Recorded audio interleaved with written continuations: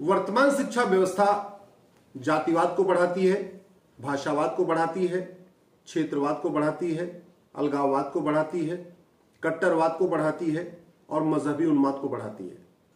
इसीलिए हम आप आज एक ऐसी शिक्षा व्यवस्था की बात करेंगे जो इन सभी समस्याओं को ठीक करेगी। हम बात कर रहे हैं 555 एजुकेशन मॉडल की। 555 एजुकेशन मॉडल का मतलब 5 साल का प्राइमरी, 5 साल का सेकेंडरी और 5 साल का ग्रेजुएशन। अभी क्या चल रहा है? 5 साल की प्राइमरी, 3 साल का जूनियर हाई स्कूल, फिर 4 साल का सेकेंडरी और हायर सेकेंडरी और फिर 3 साल का ग्रेजुएशन। लेकिन पिछले 75 साल का अनुभव यह बताता है कि यह केवल और केवल समाज में खाई पैदा कर रही है। एक स्कूल है जहां बिल्कुल गरीब बच्चे जाते हैं ईडब्ल्यूएस के, दूसरा स्कूल है जहां बिलो पॉवर्टी लाइन के बच्चे जा रहे हैं, तीसरा स्कूल है जहां LIG यानी लोअर इनकम ग्रुप के बच्चे जा रहे हैं, चौथा स्कूल है जहां MIG मिडिल इनकम ग्रुप के बच्चे जा रहे हैं, पांचवा स्कूल है HIG जहां हायर इनकम ग्रुप के बच्चे जा रहे हैं, छठवां स्कूल है एलिट क्लास, संभ्रांत लोग जा रहे हैं, बड़े बड़े बिजनेसमैन के, नौकरशाहों के, मंत्रियों के, ऐसे बच्चे जा रहे हैं। जबकि संविधान कहता है सबको समान अवसर मिलना चाहिए, संविधान कहता है आपस में भाईचारा बढ़ना चाहिए, संविधान कहता है कि इक्वलिटी जस्टिस होना चाहिए, संविधान कहता है समता समानता होना चाहिए। तो समता समानता तब आएगी जब हमारी शिक्षा व्यवस्था समान होगी। इसलिए मैं कह रहा हूं कि अगर हम इन सारी समस्याओं का, और खास तौर पे जो मजहबी उन्माद फैल रहा है, जो कट्टरवाद फैल रहा है, बहुत तेजी के साथ फैल रहा है, इसका अगर हम समाधान चाहते हैं तो हमें इस वर्तमान शिक्षा व्यवस्था को तुरंत खत्म करना पड़ेगा, बंद करना पड़ेगा और 555 मॉडल अपनाना पड़ेगा। 555 मॉडल का मतलब मैंने बताया 5 साल की प्राइमरी हो, 5 साल की सेकेंडरी हो और 5 साल का ग्रेजुएशन हो। इसको इंप्लीमेंट करने के लिए कोई अलग से किसी बजट की जरूरत नहीं है, इसको इंप्लीमेंट करने के लिए कोई अलग से इंफ्रास्ट्रक्चर की जरूरत नहीं है। जो वर्तमान सिस्टम है इसी में से फिट हो जाएगा। हां, कानून बनाना पड़ेगा। कानून कैसे बनाना पड़ेगा? हमारे पास राइट टू एजुकेशन एक्ट है, राइट टू एजुकेशन जिसको हम RTE कहते हैं, पार्लियामेंट ने बनाया हुआ है और पूरे देश में लागू होता है। इसका मतलब राइट टू एजुकेशन में एक अलग से शब्द जोड़ा जा सकता है इक्वल, और हम उसको बना सकते हैं राइट टू इक्वल एजुकेशन। और ये जो राइट टू एजुकेशन है ये 6 से 14 साल तक के बच्चों पे लागू होता है। 6 से 14 साल, तो स्वाभाविक सी बात है उसमें हम 2 साल और ऐड कर सकते हैं। 6 साल से लेके उसको हम 16 साल कर सकते हैं, जो 6 से 14 है उसको हम 6 से 16 कर सकते हैं। अभी वो पहली से लेके 8वीं तक लागू होता है, हम उसको पहली से लेके 10वीं तक लागू कर सकते हैं। इसका मतलब क्या हुआ कि 5+5, 5 साल का प्राइमरी और 5 साल का सेकेंडरी, ये आपका कवर हो गया राइट टू इक्वल एजुकेशन में। करना क्या पड़ेगा? कानून बन गया। इसके बाद आपको जैसे GST काउंसिल है, GST काउंसिल की तर्ज पे एक एजुकेशन काउंसिल बनाना पड़ेगा। जैसे GST काउंसिल में क्या होता है, केंद्र सरकार के वित्त मंत्री उसके चेयरमैन होते हैं GST काउंसिल के, राज्यों के वित्त मंत्री उसके मेंबर होते हैं। हमें एक एजुकेशन काउंसिल बनाना पड़ेगा। एजुकेशन काउंसिल जो केंद्र सरकार के शिक्षा मंत्री हैं, इस समय धर्मेंद्र प्रधान जी हैं, ये इसके अध्यक्ष होंगे और सभी राज्यों के शिक्षा मंत्री इसके मेंबर होंगे। तो GST काउंसिल की तर्ज पे बन के आपका एजुकेशन काउंसिल। GST काउंसिल में क्या हुआ था, हर 3 महीने पे बैठक होती है और ये तय करते हैं कि किस सामान के ऊपर कितना टैक्स देना है, यही तय करते हैं। इसी तरीके से जो एजुकेशन काउंसिल होगी, देश के सभी शिक्षा मंत्री केंद्र के शिक्षा मंत्री के साथ हर 3 महीने में बैठेंगे और फिर ये देखेंगे कि भाई मैथ में केरल में क्या चीज अच्छी पढ़ाई जा रही है, मैथ में महाराष्ट्र में क्या अच्छा पढ़ाया जा रहा है, मैथ में यूपी बिहार में क्या अच्छा पढ़ाया जा रहा है। पूरे देश के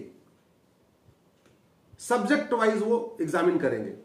मैथ में किस राज्य में कौन सा बहुत अच्छा है, फिजिक्स में कौन सा राज्य, कौन कौन से राज्य बहुत अच्छे अच्छे चैप्टर यूज कर रहे हैं, केमिस्ट्री में कौन कौन से राज्य बहुत स्टेट बहुत अच्छे चैप्टर यूज कर रहे हैं। सबको मिला के मर्ज करके एक सिलेबस तैयार करना है। भाई मान लीजिए मैथ में 50 चैप्टर रखना है, तो ठीक है, ले लिया, 5 चैप्टर केरल का ले लिया, 5 बिहार का ले लिया, 5 बंगाल का ले लिया, जहां जहां से जो अच्छे अच्छे चैप्टर है उनको ले लिया। दुनिया में क्या क्या पढ़ा रहे हैं उसको भी देख लिया। तो अपने भारत में क्या पढ़ा रहे हैं, अमेरिका सिंगापुर में क्या पढ़ा रहे हैं, उससे कंपेयर करके हमने एक अच्छा सा सिलेबस तैयार कर दिया 5+5, यानी 10वीं तक के लिए। 10वीं तक के लिए आपका एक कॉमन सिलेबस तैयार हो गया, फिजिक्स का कॉमन सिलेबस तैयार हो गया, केमिस्ट्री का कॉमन सिलेबस तैयार हो गया, मैथ का कॉमन सिलेबस हो गया, जूलॉजी का कॉमन सिलेबस हो गया, बॉटनी का कॉमन सिलेबस हो गया, इंग्लिश का कॉमन सिलेबस हो गया, हिंदी का कॉमन सिलेबस हो गया, संस्कृत का, ये हो गया। अब कुछ चीजों पे मान लीजिए हमें 10 सब्जेक्ट पढ़ाना है, पहली से लेके 10वीं तक 10 सब्जेक्ट, 10 किताब पढ़ानी है। अगर काउंसिल ने तय किया हमको 10 किताब पढ़ानी है, तो केवल इतना हो सकता है कि 8 किताब तो सेंट्रल लेवल पर डिसाइड हो जाए कि भाई ये 8 किताबें सेंट्रल गवर्नमेंट जो जीएसटी काउंसिल, जो अपनी एजुकेशन काउंसिल है, वो तय कर देगी।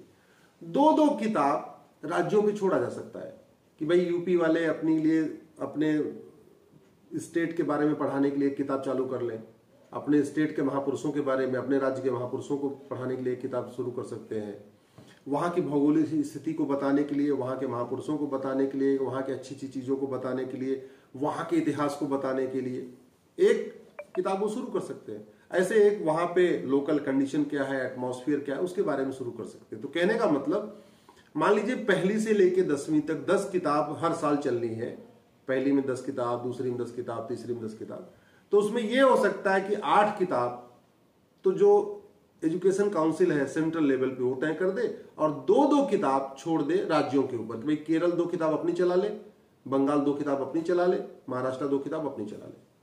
और दूसरा क्या करना पड़ेगा, ये जो सेंट्रल वाली 8 किताबें हैं इसको आपको अपनी अपनी भाषा में पढ़ने की छूट देना पड़ेगा।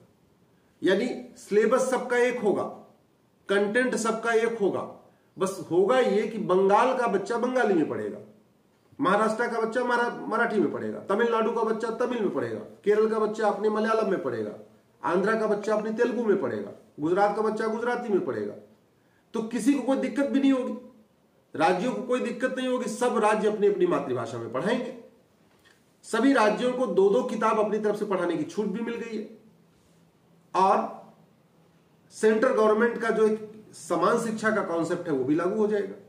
तो इसमें कुछ नया नहीं करना है, बस जीएसटी काउंसिल की तर्ज पे एक एजुकेशन काउंसिल बनाना है, राइट टू एजुकेशन एक्ट को चेंज करके राइट टू इक्वल एजुकेशन बनाना है, जहां उसमें जो एज है बच्चों की जो 6 से 14 साल है उसको 6 से 16 साल करना, इतना सा करना है। तो इसमें कोई नया इंफ्रास्ट्रक्चर, नई बिल्डिंग, नया ऑफिस ऐसा जनरेट करने की जरूरत नहीं है। फायदा इसका क्या होगा, सीबीएसई, आईसीएसई वगैरह सब आपस में मर्ज हो जाएंगे। तो कहने का मतलब 1 नेशन 1 एजुकेशन बोर्ड आपका इंप्लीमेंट हो जाएगा, और 1 नेशन 1 सिलेबस इंप्लीमेंट हो जाएगा। पूरे देश का सिलेबस एक होगा, पूरे देश का करिकुलम एक होगा, पूरे देश में एक शिक्षा बोर्ड हो जाएगा सेंट्रल लेवल पे। जैसे जीएसटी होती है, जीएसटी अपना सेक्रेटरीट है, ऐसे अपना एजुकेशन सेक्रेटरीट बन जाएगा। राज्यों के पास भी अधिकार रहेगा, वो अपनी किताब भी पढ़ा सकेंगे, इसलिए राज्यों में भी कोई दिक्कत नहीं होगी। फायदा यह होगा कि बच्चा किसी भी स्कूल में पढ़ेगा, वो 500 रुपए की फीस देके पढ़े, या 1000 रुपए की फीस देके पढ़े, या 2000 रुपए फीस देके पढ़े, या 5000 रुपए फीस देके पढ़े, किताब उसकी एक होगी।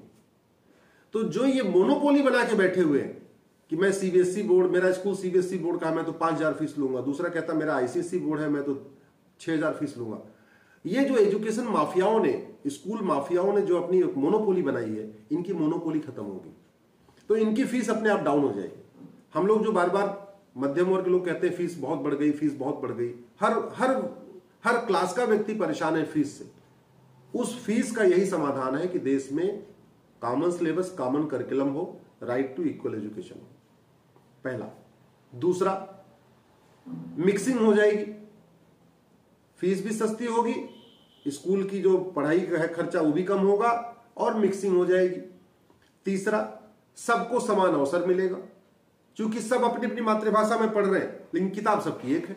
आईसीएसई सीबीएसई वाला कोई सिस्टम तो रहेगा नहीं, ये तो रहेगा नहीं, हाँ यूपी का बच्चा अलग किताब पढ़ के आया, बिहार का बच्चा अलग किताब पढ़ के आया, बंगाल का बच्चा अलग किताब पढ़ के आया, ऐसा कोई रहेगा नहीं। किताब सबकी एक होगी, सब अपनी अपनी मातृभाषा में पढ़ेंगे। चौथा जो सबसे बड़ा बेनिफिट है, ये जो कोचिंग माफिया है, ये जो हजारों करोड़ का धंधा कर रहे हैं सर, इनकी दुकान बंद होगी। आप खुद सोचिए, आज के डेट में बिना कोचिंग किए हुए कोई बच्चा आईआईटी में क्यों नहीं क्वालिफाई कर पा रहा है? बिना कोचिंग किए हुए किसी का एडमिशन एमबीबीएस में क्यों नहीं हो पा रहा है? बिना कोचिंग किए हुए लोग आईएएस क्यों नहीं बन पा रहे हैं? बिना कोचिंग किए हुए एनडीए क्यों नहीं कर पा रहे हैं? बिना कोचिंग किए हुए क्लैट क्यों नहीं क्रैक कर पा रहे हैं? बिना कोचिंग किए हुए एनआईटी क्यों नहीं कर पा रहे हैं? क्यों?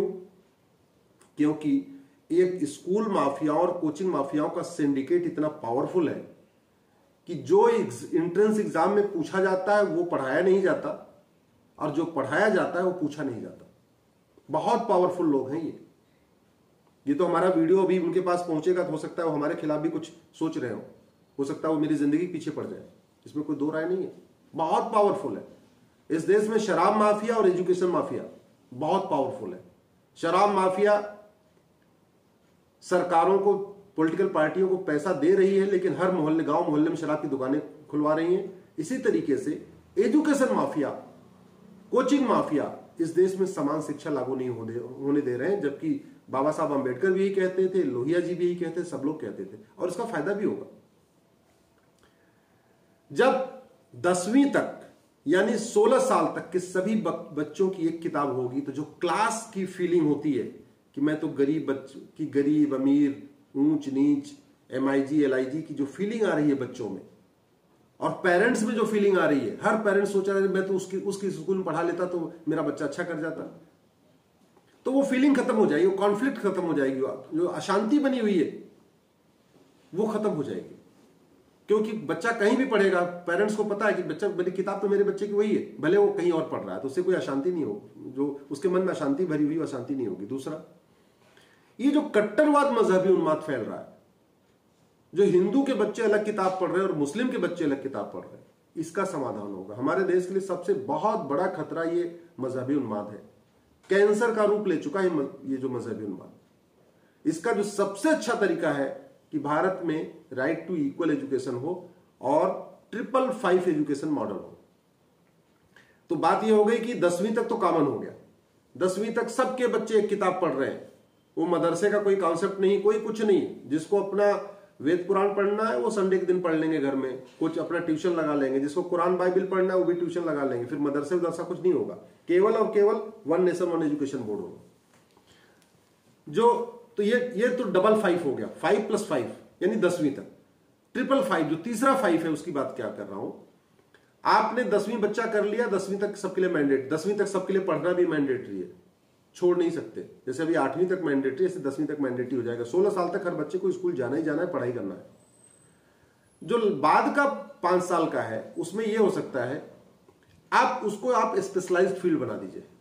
10वीं तक सब बच्चों ने सब किताब पढ़ लिया, 10 किताब मान लीजिए पढ़नी थी, 10 किताब पढ़ लिया। अब आप जो 5 साल का नेक्स्ट कोर्स है उसको आप मतलब स्पेशलाइज्ड फील्ड बना सकते हैं। भाई इंजीनियरिंग में जाना इंजीनियरिंग में जाओ, मेडिकल में जाना मेडिकल जाओ, कॉमर्स में जाना कॉमर्स में जाओ, लेकिन वो कोर्स 5 साल का होगा। उसमें होगा क्या कि जो 2 साल कर लेगा उसको आप हायर सेकेंडरी की डिग्री दे दो, जैसे अभी भी मिलती है, और जो पूरा 5 साल कर लेगा उसको आप ग्रेजुएशन की डिग्री दे दो। तो ग्रेजुएशन ऑनर्स हो जाएगा 5 साल के अंदर। उसी में अगर उसने 2 साल कर लिया यानी तो उसको आपने 12वीं दे दी, हायर सेकेंडरी डिग्री दे दिया, और जिसने 5 साल के लिया उसको आपने ऑनर्स की डिग्री दे दिया। कहने का मतलब 10वीं के बाद ही इंजीनियरिंग भी 5 साल की होगी, बीएससी भी 5 साल की होगी, बीए भी 5 साल का होगा, और बीएड भी 5 साल का होगा। जो भी कोर्स होगा 5 साल का होगा। बस उसमें यह रहेगा कि जैसे जैसे बच्चा एक साल आगे बढ़ता जाएगा उसको एक नया नया मिलता जाएगा। उसने अगर 2 साल वाली और कर लिया 10वीं के बाद, उसको आपने हायर सेकेंडरी दे दिया, या उसको आप डिप्लोमा का नाम दे दीजिए, कुछ और नाम दे दीजिए। जिसने पूरा 5 साल कर लिया उसको आपने ग्रेजुएट ऑनर्स दे दिया। ग्रेजुएट ऑनर्स कॉमर्स में, फिजिक्स में, केमिस्ट्री में, मैथ में, जूलॉजी, जिस सब्जेक्ट में वो करना चाहता है वो फिर 5 साल का एक ही सब्जेक्ट उसको पढ़ना है, जिससे वो एक्सपर्ट हो जाए उस फील्ड का। मैं गारंटी के साथ कहता हूं इस भारत में अशांति जो फैली हुई है, चाहे वो क्लास की वजह से फैली हुई है, या कास्ट की वजह से फैली हुई है, या रिलीजन की वजह से फैली हुई है, ये बहुत कम हो जाएगी। सबको समान अवसर भी मिलेगा, जातिवाद, भाषावाद, क्षेत्रवाद भी खत्म होगा, अलगाववाद, कट्टरवाद भी खत्म होगा, मजहबी उन्माद भी खत्म होगा। लोग जो परेशान हैं, खासतौर पे मिडिल क्लास, जो पैसा 5,000 10,000 रुपए हर महीने फीस जा रही है, ये फीस एकदम डाउन हो जाएगी एकदम, क्योंकि किताब तो एक होगी। तो ये जो मोनोपोली बना के बैठे हुए मैं तो 10,000, मैं तो अलग किताब पढ़ाता हूं इसलिए मैं 10,000 रुपए लूंगा, इनकी दुकानें बंद हो जाएंगी, ये अपने आप डाउन आ जाएंगे। ये जो 10,000 रुपए फीस लेते हैं 2,000 रुपए फीस लेंगे, मैं आपको गारंटी के साथ कहता हूं। इसलिए मैं आपसे रिक्वेस्ट करता हूं, इस 555 मॉडल की, जो एजुकेशन का 555 मॉडल है, 555, इसके बारे में आप चर्चा करिए, अधिक से अधिक इस वीडियो को शेयर करिए, अपने अपने सांसद और विधायक को इस लिंक को टैग करके ट्वीट करिए, जितने ज्यादा से ज्यादा हो, खासतौर पे इस टीचर्स के बीच उसको शेयर करिए। जब एक बार शिक्षकों के बीच ये बात आम राय बन जाएगी तो मुझे लगता है फिर शिक्षा मंत्री के बीच में आ जाएगी। मेरा यही कहना है, क्लर्क हो या कलेक्टर, किताब एक होनी चाहिए, कांस्टेबल हो या कप्तान, किताब एक होनी चाहिए, मंत्री हो या संतरी, किताब एक होनी चाहिए, किसान हो या कृषि मंत्री, किताब एक होनी चाहिए, मजदूर हो या लेबर मिनिस्टर, किताब एक होनी चाहिए, हिंदू हो या मुसलमान, किताब एक होनी चाहिए। जय हिंद।